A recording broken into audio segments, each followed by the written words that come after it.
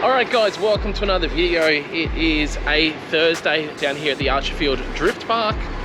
It is hella dusty down here. It's our lovely resident concrete crushing plant. I don't know if you can see it on the footage, but it is completely covering us in cancer-causing concrete dust. But that's perfectly fine by the council, but drift cars noise isn't. I don't know, you could laugh, cry about it, whatever. But it is an advanced night. We're getting ready for everything, getting the place ship shape. We may have been given a small reprieve as far as us getting closed down here. It seems like they did have a buyer fairly keen that has since pulled out due to contaminated dirt or something along those lines. So the Speedway is about to announce all their dates for this season, which means I guess we've got at least another, hopefully, I guess that means we've got at least another 6 months here. That's somewhat for sure. So that's a nice thing to know, that we're gonna have Archerfield Drift Park for a little bit longer. Obviously we've got Ruddy coming this weekend. If you don't already know, he'll be here on Sunday for the Arvo session.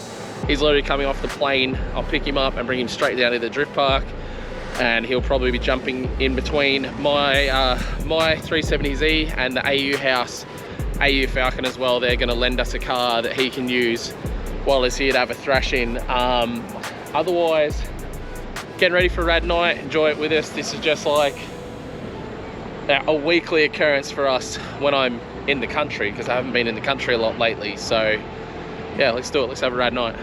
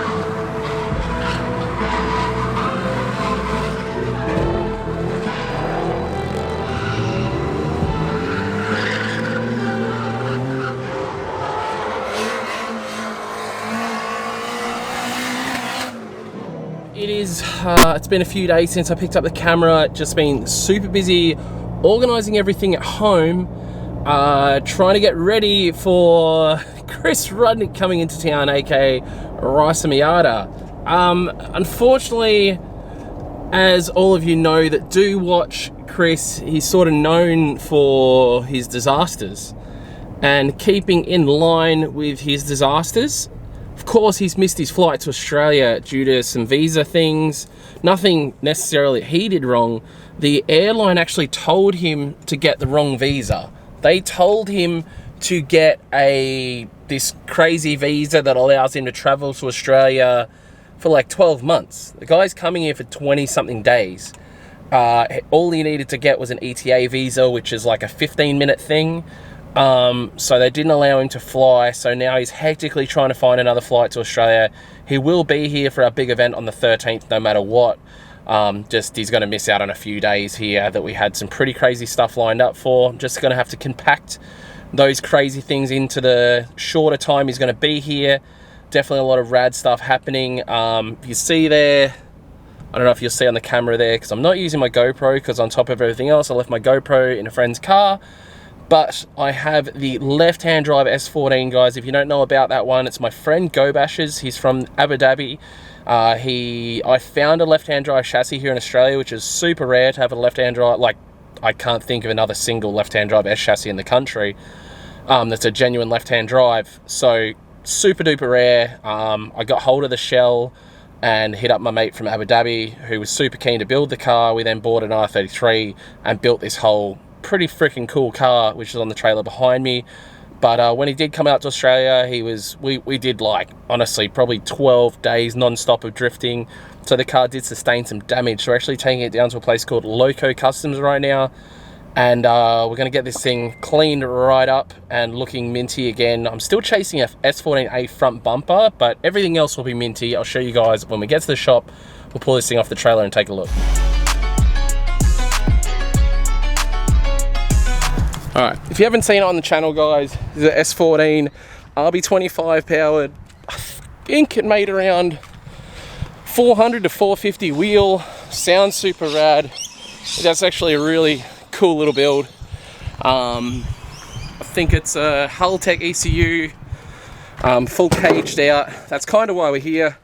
So we want to get this cage painted. There's some stuff under the seat that needs to get painted, and then we want to fix up, you know, missing front guards and whatnot. So get this thing all cleaned up down at Loco. Loco's are the guys that originally painted this thing, so just going straight back there so they can make it look all pretty again. And guys, I apologise for the heavy breathing in a lot of the videos. I got like a cold or something in New Zealand and my nose has been really blocked, which is making me breathe through my mouth and sort of lose my breath. So yeah, ignore that. It's I've noticed it in the background of the videos when I've been editing, but there's sort of nothing I can do about it with my nose being all blocked up. We get this thing unloaded now and get in the shop.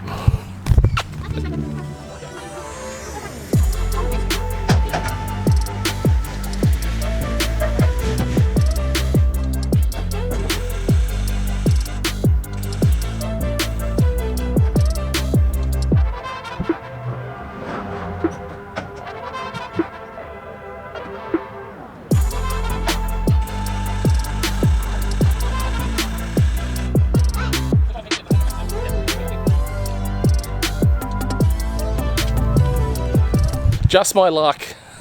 I loaded this thing onto the trailer fine. I knew it was kind of low on fuel. I just went and got diesel for the Raptor. I didn't get any fuel for the S14. I'm fairly sure it's got not enough fuel in it to even start to get it off the trailer right now, which is annoying because I drove it on the trailer. So it's standard me things. All right, we got fuel now.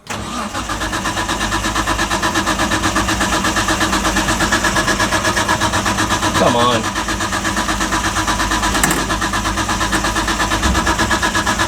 The fuck? Okay. We haven't been able to get it start. We had a Dave from JPP come down and he thinks it probably needs a set of plugs. So I'll probably chuck a set of plugs in it for now. Just going to push this thing in and hopefully she's all good.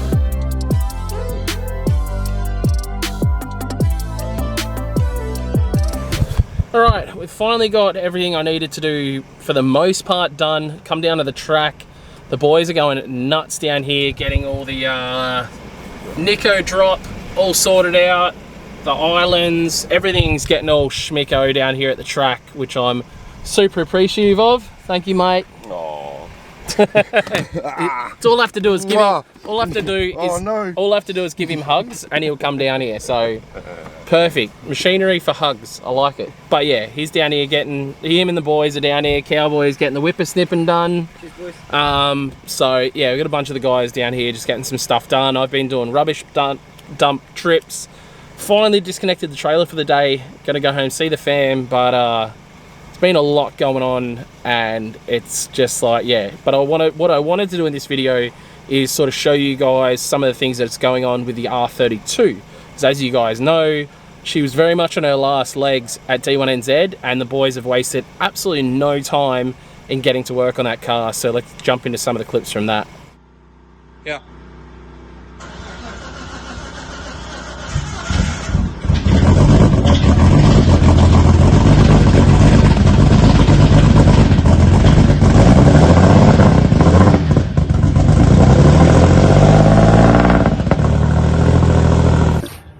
Luke, so as you know, I got dropped this last night. It looks like there's been a bit of a party going on,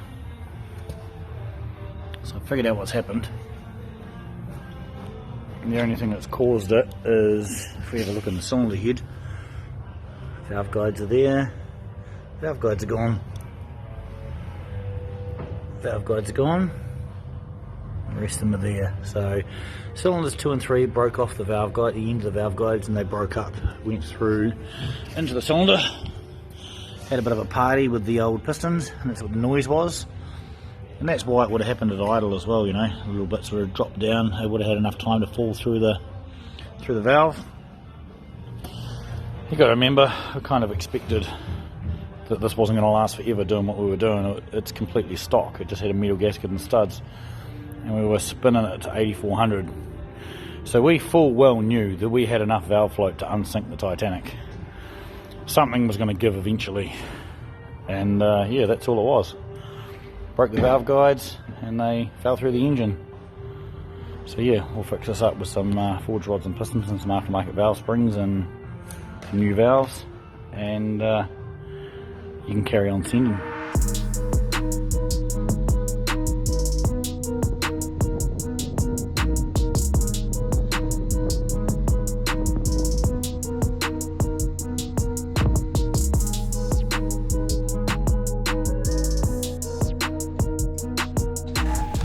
Well, that is the basic update with the R32. They've already machined the block since then. I'm pretty sure the motor's like built, and the guys are actually coming over. Some of the guys from the team, obviously the owner, James, and some of the guys from the team are actually coming over to hang out in the next day or two as well.